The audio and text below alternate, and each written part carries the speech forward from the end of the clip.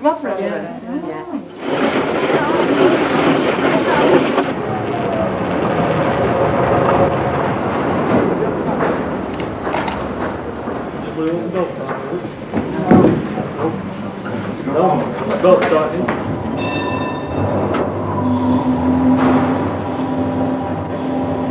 You'll be travelling about 30 feet per second for about 600 metres. The women folk of Dinnington descend 2,000 feet to say goodbye to the local colliery.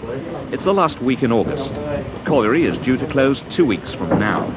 This is one of many such visits, bidding farewell to an industry that's been a way of life for the whole of this century. Now everyone is asking, what of Dinnington's future without the pit?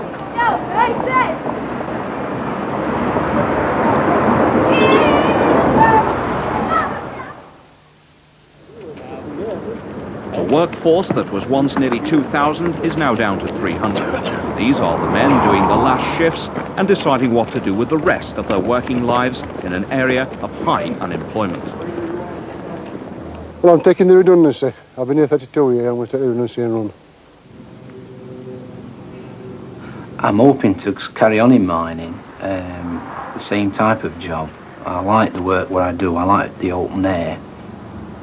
I'm willing to business, like, my wife's already got one side of business going, like, so I'm going to go into that with her, like.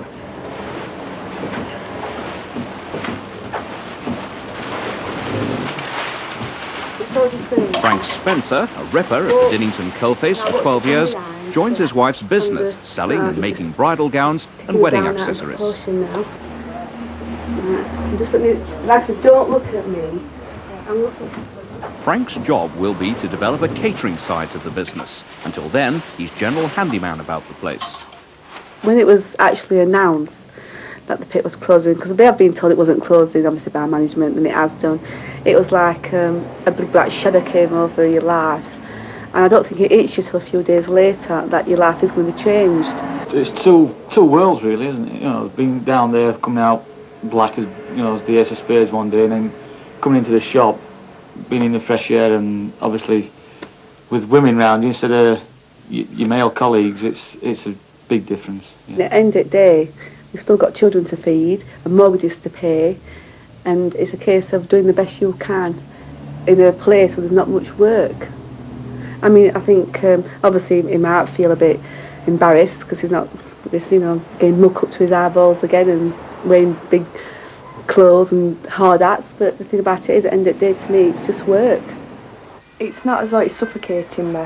You can cope with, I can breathe with it. It would just, you know, what it is, it's just cost filtrations. If it's not necessary, then there's no point paying for something that's not. It's his hard work, but in a different way. I mean, I don't personally, because you get your hands dirty means you're a hard worker. Just be comfortable, that's the key. The name of the game is comfort. Yeah. There's plenty of room. There's not, you know, and the dress does give, the fabric will stretch with you as the day goes on. Not everyone is taking redundancy. Surface supervisor John Teasdale is hoping to transfer to another pit, completing the exodus that's changing the face of Dinnington. Used to be nothing but a mining village, but now you've got two different communities. You've got a mining community, and we're slowly becoming a suburb of Sheffield, and we use more for the commuters. People who's commuting from Sheffield, Lincoln, Grantham, Peterborough, they all use Dinnington now, somewhere to sleep. I live on a new estate, and I believe I am the only miner on my street.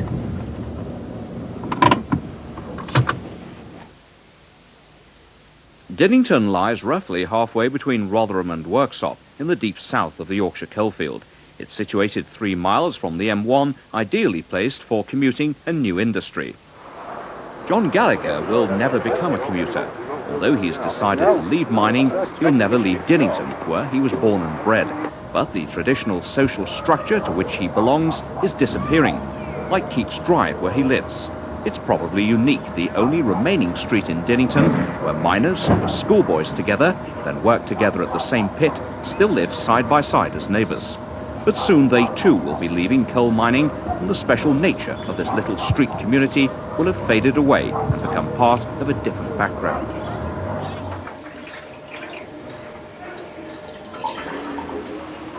I've had happy days down Dinnington Colliery.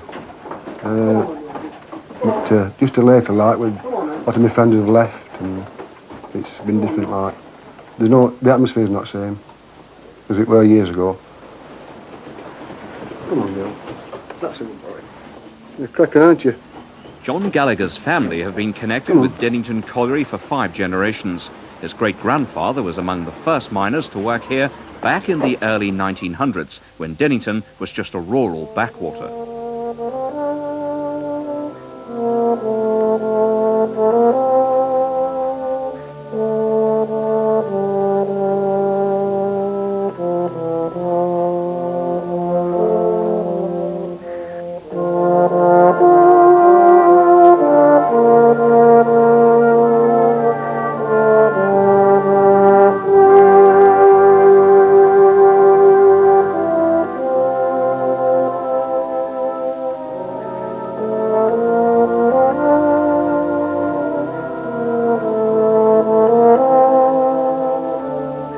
The last living link with those times is John Tomlinson.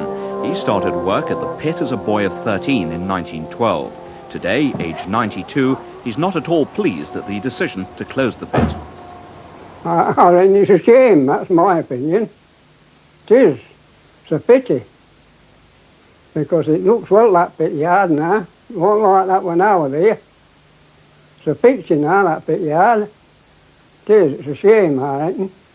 A little longer ago, love changes everything. If you're sat next to anybody that you might love, snuggle up, move up closer, feel a bit romantic.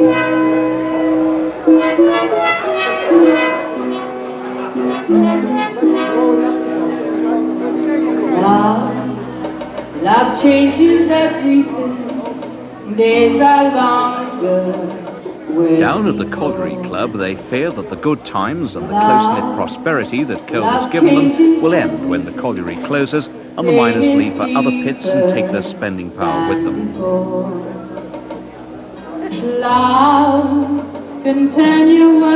Those who stay worry about jobs because they maintain new industries and not mass employers and will never replace the pit. Love changes everything. Now I tremble at your name. Across the road from the colliery, a new business centre built by British Coal Enterprise Limited will offer 200 jobs. Few units have already been let. They expect to be half full by next March. More modern industrial estates are being planned, changing the industrial face of the area.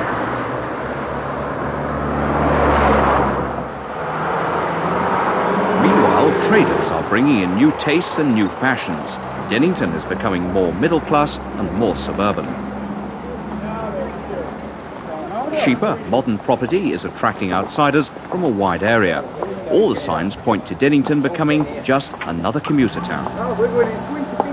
We hope that it will not become a commuter's township, but we're very much afraid that it will, because there's the probability that there will be another 500 houses built, and usually one finds that when people work away, they play away, and in some instances shop away. It's quite easy as you're coming home from work to shop in the nearest town, and we are wanting the money to be spent in Dinnington.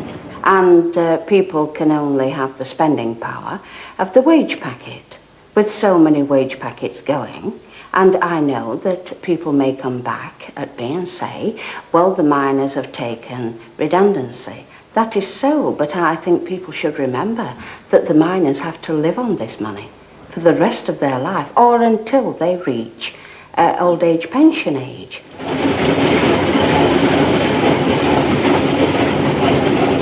In what remains of Dinnington's life as a coal-producing pit, the remnants of its workforce try to boost tonnage. Better production figures will be reflected in their last pay packets. This will benefit their final payments from British Coal.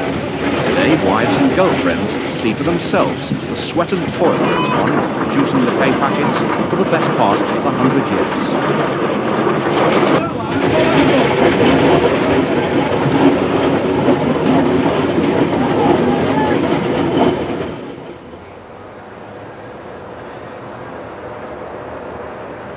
pilloried car park opposite the pit gates, British Coal has set up a temporary job advice centre. 1 in 5 Dinnington men are out of work. That's 20% compared with the national average for men of 13.8%. Many of them have spent their entire working lives down the pit and are not trained for anything else. They'll all receive lump sum payouts, but won't get their British Coal pensions until they're 62. Right, come on and have a seat. Just a minute. Right, John, you've come to British find out what Coal we're all about. Enterprise is how the we can industry's help. employment We're here agency. basically to And hear today, John anybody Gallagher from the meets his industry job counsellor to to get get advice resettled on in finding another job. alternative work. Now, the form that help can take can vary. Depends on what you need in terms of help. What sort of work is it you're looking for, John? Well, outdoor work, like on the buildings, anything like that that's going on. Like. Yeah, construction. Yes, construction, yes. Well, I'll have to retrain, I think. Or some labouring job, that's all I can do. He's never Well, had in to terms compete of- for a job since leaving school. When he went down the pit, he thought he had a job for life. As far as saying... I think to a certain extent they are insecure and nervous of the outside world. What job opportunities there are, what sort of training opportunities there are in the outside world. Because I think for many of the people we see, they've only had one job. They came into the mining industry straight from school. That's all the job history they've got is the mining industry. Well, I feel a bit worried like going into the industry because I've been in mining all my life. My father, grandfather, everybody goes in all mining, so it's going to be a big thing, like. We see his house is paid for, and we've got his family off his hands, so we've only got ourselves to bother about. So I think what I earn and interest off his redundancy, if he doesn't get another job, we'll manage. I looked at that the board of the day, and there's only labouring jobs, security, and it's I think £2.25 an hour. That's all there was there for me, like. The jobs at Barnsley, Leeds, but I've no car. I can't drive, so a bit out of the way really. There is a problem with self-confidence and self-esteem. They've worked in an environment which they know, but they have little experience of anything else. And when they come out of the industry, there is a feeling that all they're fit for, in many cases, is menial work. Now that isn't true, but it's a case of convincing them that it isn't true. Now the other side of the process are the employers. Now in the past there has been quite a bit of prejudice against miners by employers, and particularly for southern industrialists there's a reluctance to come to coalfield areas, and we've commissioned research which proves really that coalfield labour markets, coalfield workforces are suitable for all employers. So there is work to be done to try and convince employers that they need to come to coalfield areas and that they can get good workforces here. Have you got many bouquets going out over the next few weeks? Quite a few. Not got many blue left, have you? Found that yellow ribbon you were looking for the other day as well. Frank's wife started her business 3 years ago, never thinking that one day he would be part of it. What we're going to do about these bouquets, what's going to go out next month as regarding to your pinks? He expects his redundancy money to come to between £23,000 and £25,000. Chatsworth like. We've sat down, we've thought about it, and we're just not going to sit back and let it go by the wayside. We're going to think about 15,000 at least going into our interest accounts to help pay his mortgage, so that we've no worries there, like. And the other, pumping it either into business. There's no way we're going to just spend it on holidays or on just things generally around the house for pleasure, like. We've really got to sit down and think about it, as we have done in the past, and there's no way we're going to just let it go by and do nothing with it, like. The beauty about us that we have been in business now for nearly 3 years. We've had our ups and downs, and we've learnt a lot, and it can work. If my husband can cope having to take direction from a woman. I think that he's used to it at home, so why not in his work life as well? Even though John Teasdale hopes to stay in the industry, he's still worried about his future because he doesn't know what pit he's going to. Neither does he know what sort of job he'll be offered. They've been in their newly built house a couple of years. The children are settled at school, They don't want to move from Dinnington unless they have to. Well, it affects us all, really. I mean, it affects the children. Affects me, my work. I'd have to leave. And mainly, we're all ready to go where John has to go. We were thinking about going into business ourselves, but the financial part of that, it counted that out. So we decided, well, we'll stay with mining. I don't think he'd be happy away from the mining industry because it is apprenticeship and everything in it, and he'd feel lost. I would like him to stay in it, actually, because I think that's where his work is. But if the worst comes to the worst, we're prepared to go somewhere else. It's very unsettling because nobody knows what the future is. I go to the colliery every day and people are speculating. I'm going to be doing this, I'm going to be doing that. And nobody can turn around and give me a factual answer and say tomorrow or next week you are going to X colliery.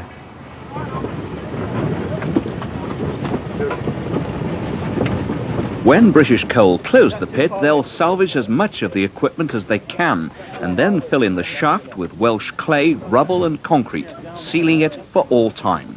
Their visit is, therefore, a souvenir to be saved for the memory. I just think it's sad that they're going to close it and the men are not going to be working anymore. All the machinery and, work that just to get there, the work involved to get there, and then they're going to close it and it's all going to be forgotten. And there's going to be a lot of men out of work with not much prospect to gain another job.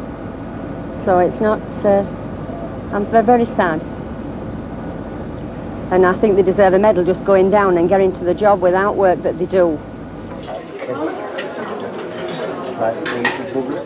Miners' charities have financed much of Dinnington's community fabric, apprentice education, the pit baths, and social functions like this annual tea party for retired miners, their wives and their widows. It runs over 2 days, attended by 600 of Dinnington's senior citizens. The big question hanging over this year's event is how many more will there be? No one here is blaming the miners for what's happened to their industry and to their pit. On the contrary. But our members have done a tremendous amount at increasing output since the miners' dispute in 84-85, and we're still told we've got to do better. And what concerns me is the lack of morale in industry. And I'll be honest with you, our lads' morale at pit has got that low generally, because the philosophy is if you don't produce coal, we'll shut your pits. Our lads are now getting to this state where they're saying, well, it's not worthwhile, because every time we turn round, it's like a donkey following a carrot. And that carrot is getting farther away. The union branch has always given them a local welfare service. Now the branch is being wound up and other arrangements have to be made. It all adds to the current uncertainties. On the other coal fields as well. Whether it's the last treat or not, I would like to take the opportunity on behalf of the Yorkshire area officials and staff at Barnsley and the national officials to wish you good health, all the best for the future, and whether we've got a branch or not next year, and if you do have a treat, I'll be honoured if you would invite me. Thanks very much for inviting me tonight. It's been a pleasure to come.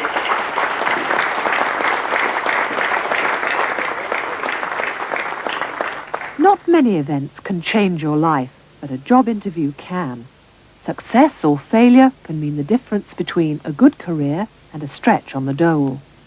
There's no second chance, so it's important to get it right first. John Gallagher estimates his redundancy payoff will come to just over £40,000, and he's putting it into a building society. Now he's got his job-seeking pack from British Coal with tips on personal presentation. Don't lean on the interviewer's desk. He'll think you're being cheeky. Don't smoke, even if you're invited to. Never, under any circumstances, have an alcoholic drink before an interview. I've got to find other work, like, I can't retire my redundancy. Well, it'll be enough while you get a job, won't it? We'll have to manage, won't we? Yeah. That's it. Full production stops on Friday the 13th of September. During its 88 years, 60 miners died down here, one of them a boy of 14. It's a time for praise and thank yous. I stand here with a certain amount of sadness to see a very proud pit and a very proud workforce at this stage of their existence. Full production at Dinnington ceased last Friday. During its life, Dinnington has produced 48 million tonnes of coal. That would look well dropped at the gate, wouldn't it? Ladies and gentlemen, could I, on behalf of British Coal and formally the National Coal Board, thank you all for your contribution to Dinnington and to the mining industry over the years. I wish you all good health and good fortune, and I thank you very much for listening. I've been here a number of years at Dinnington, and to see Dinnington slowly dying the way it is a sad time. You can't really put it into words. It's a past disappearing. They've all got their own story. They've all had their own life, and now that life's ended altogether at Dinnington. At the end of September, some of those who are left come to take their leave and queue for the management's official goodbye. We're all working together, all right? It's a scene repeated now day after day as they prepare to step into their new life. Come in. Take a seat. Morning, kid. Morning, Jeff. Not too much fun, I think. Jeff, you're fine. It's all right, we've already sorted you out. Your letter. Thank you very much.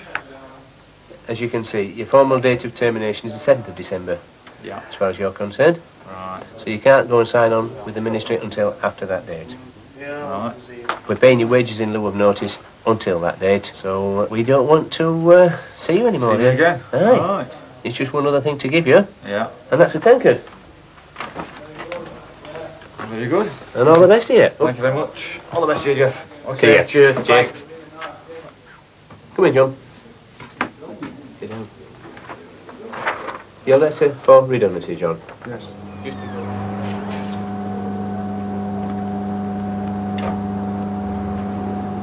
Dear Sir, further to your recent interview with regard to redundancy due to closure of Dinnington Colliery, on behalf of British Coal, I hereby give you 13 weeks' notice commencing on 9th of September 1991 to terminate your employment at Dinnington Colliery on the 7th of the 12th, 91.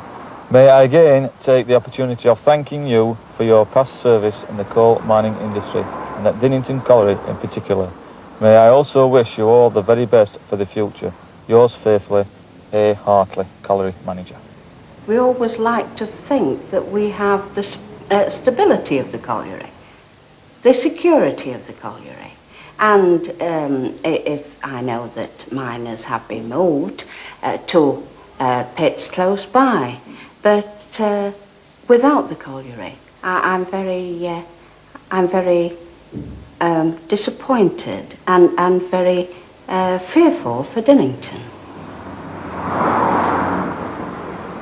The question we need to ask is what happens when the pit shuts, when the close-knit bonds between the miners and their families begins to perhaps break down? Will the miners be absorbed into the wider community of Dinnington? There is a danger that they could become a rump, and it could lead to perhaps depression and a cycle of gloom and doom. On the other hand, they could all make it themselves in a new world.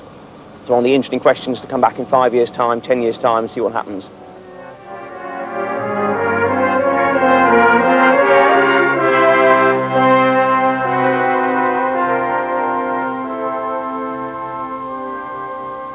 It's worried, same as what I am, for what the future holds for us, where we're going to be, say, this time next year. We just don't know at the moment. But I know whatever he does, he'll make a success of it. Well, I hope he will, anyway. Over the last few years, he's been fed up, you know. He says it's not the same down there. So, might be a good thing getting out. And his son works there. And they'll just have to adapt to another life. I think at the end of the day he'll realise if it works, it's going to be worth it. And if it doesn't, at least he's tried. I mean, that's the end of the day. It's you trying to get on, not just taking what comes to you.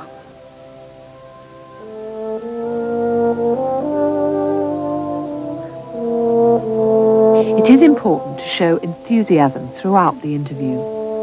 Tell him, for example, that you want to work for a company that has a future, looks after its workforce, and can offer security and a chance to move up.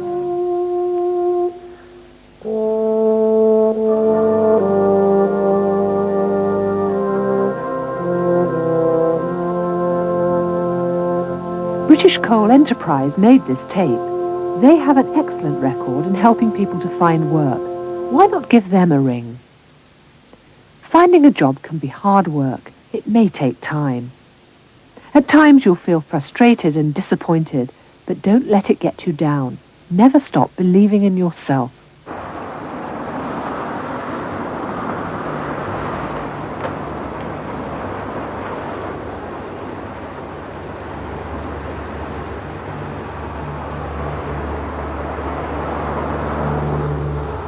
I've just been over here for a business meeting and happened to notice these premises empty, and have just driven in to try and find out what the background to them is. Are they available? Because I've recently started a business in the Sheffield area, operating within South Yorkshire, and hopefully I'll be looking for premises in the not too distant future, and what is available here could be of interest. In my experience in other areas, in my previous business involvement, people who have been in mines have lent themselves readily to be trained to do other jobs quite satisfactorily.